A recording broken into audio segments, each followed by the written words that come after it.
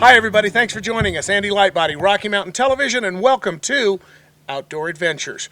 Well, today we're out on the eastern plains of Colorado, about an hour and a half from both directions of either Colorado Springs or the Denver area. And we're joined here with Dan from the Kiowa Creek Outfitters group. We're going to be chasing some antelope, but there's a bigger story on just that, and we'll get to that in just a minute. Dan, thanks for taking the time to join us. Thank you, Andy. Listen, it kind of looks a lot like a lot of big game country in terms of elk and deer and everything else, but you've got some pretty remarkable antelope country. Tell us a little bit, first off, give me an overview, Kiowa Creek, Outfitters, in terms of just the antelope hunting. I mean, lots of open areas, good cover, well, actually miserable cover because the antelope can always see you coming. Yeah, but this country here, as you can see, is so dippy and got a lot of draws and cuts, and it's not tabletop typical antelope country. It's pretty easy to get within range of these things in here because of all the cuts and draws and all that. And once you just find them, then we go from there. Let's talk a little bit about it, because everybody seems to be under the impression that you've got to be able to put in, you have to use preference points, whatever.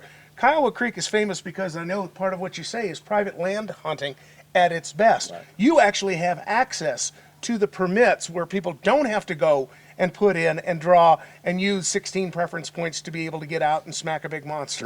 That's correct, Andy. I mean, it's not a guarantee because the landowners have to draw them also. Right. But we got a lot of land, and it's prorated out to how much ground we have. And we put in a lot of applications every year, and then those can be allocated to people that don't draw. The best thing to do is put in for the draw, because you're definitely not going to draw if you don't put in for it. But if you don't, most of the time we can. This is a backup or a secondary line of defense, so to speak. Right, it is. And we usually have landowner tags available, and which brings up a lot of opportunities. Total amount of land that you got leased out here, because this is all private land. I mean, there's, as far as you can see in any one direction. One of our videographers even said, you're going to tell me that none of this is public? Right. And you said, absolutely not. Right. It is not public. This is all private ground out here. There's, I don't know, we've probably got 50,000 acres leased. Gee, many Christmas. It's not contiguous by any means. We'll be jumping around from place to place, and but oftentimes that's a good thing, because antelope move from one to another to all another. All of these animals move, Andy. I mean, we can have one place that'll be devoid of deer one day, literally, you think, and then the next day there seems like there's one behind every tree. And they're all loaded up. You see them in one place, and you might see them 10 miles away the next day. Same with the elk. All these animals move around a lot. So even our whitetail move around a lot. And really part of the great draw for being able to come in and to purchase a hunt from you, is that you've got a full package service, obviously. You've got places for people to stay. You've got great cooks. I mean, we already had the opportunity to sample some of that good stuff. Don't call him a cook, call him a chef. He really is a chef. He really is a chef. And then you don't have the hunting pressure that you do on a lot of the public lands. So your opportunities to see game and to appreciate the great outdoors is much greater, isn't it? Yeah, you'll see a lot of game. And then again, going from place to place, sometimes it's frustrating because you'll see game on somewhere and it's not ours to hunt. So we just have to go to places that are ours. So just shade your eyes and just say, okay. Shade your eyes and keep going. But look over to this direction. Right, yeah, right. Because it's, like I say, it's all private ground. It's pretty well maintained out here.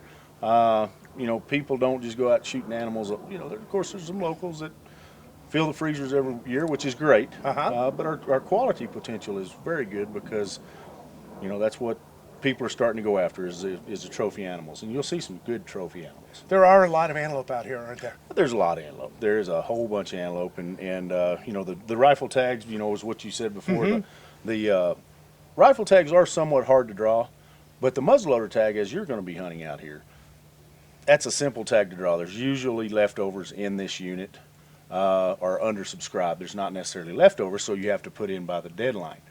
But it's not one you're competing against one tag and you got 80, right, there's 8,900 people trying to draw that one little old tag. There's several tags and there's not enough people putting in for them. That's why we wanted to start utilizing this, because we've got all these antelope, and on a good year we'll draw maybe 7 or 8 rifle tags. The archery tags are over the counter, which we do some archery hunting, but this is not really waterhole type country because there's so much water here. Yeah. So it breaks it down to archery for antelope is primarily spot and stock, which scares the daylights out of some people. It's fun. You're going to have a lot of fun doing it. And it is doable. Uh-huh. Usually I've been running about 50% kill on my spot and stock archery hunts with a lot of missed opportunities Yeah. all the way across. As So, we know, that's typical. You can't control that. well, it's a but- target-rich environment, and that's all we can supply and the best chance in the world. And Do your black powder hunters and your rifle hunters hunt the same way? Pretty much spot and stock. and, You know, and as you'll see this time of year, this is our first year of doing the muzzleloader antelope. Mhm. It's usually a migratory time. It's when they get out of here, they go east here 80 to 100 miles. This is sort of a high plateau we're hunting in here, and they'll so move. there's a out lot of here. movement then.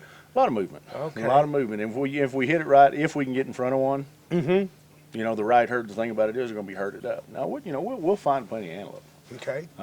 Just getting in front of one's the key that you want. Yeah. Yeah. You know, and it's always amazed me through the years when I see the migration out of here how many big antelope there really are in here, because we're not known for big antelope.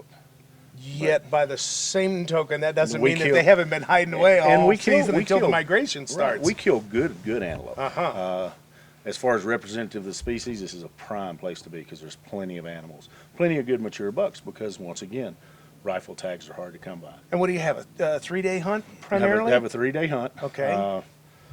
The archery hunts I start, you know, they're 3-day hunts. That season goes from August 15th to September 20th. Once again with a over-the-counter tag. Mm-hmm. That's something that, you know, you can do it a last-minute type deal. Then you have the rifle tag and the muzzleloader tag that are both draw tags. Okay. Which, you know, the 1st of April respectively is the deadline for that. So the rifle, like I say, is tough to get. Muzzleloader tag's easier to get.